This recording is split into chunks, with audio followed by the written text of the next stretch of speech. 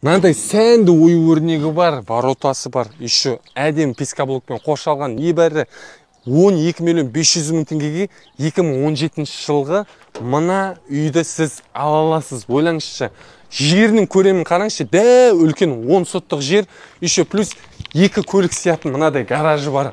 Сіз мына үйді 12 миллион 500 мың теңгеге ала аласыз. Ендеше үйдің ішімен неге таныспасқа? Қонақ қабылдау бөлмесінің квадратурасының өзі 30 квадрат. Сенесіз ба? Ремонтын қараңыз. Қандай ремонт? Ендеше камераны маған беріп жер, толықта қазір өзім түсіндіретін болам.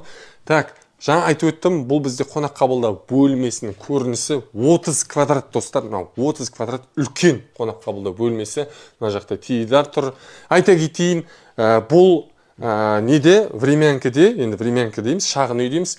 Ремонт 6 ай бұрын жасалған. Көп тұстар, байқап тұстар, бәрі ашық цвет, есігі ашық цвет, қабырғасы ашық цвет, обой, натяжный потолок, тағысын. Кіреберіс бойда мынадай ас бөлмесі бар, әдемі қылып жасаған екен. Ас бөлмесі де кең, және де осы аймақ кафелденген и плюс теплый пол. Так, кеттік, мынау кіреберіс есігіміз. Мына жақ бөлікте бір жатын бөлмеміз бар, қарап алыңыздар.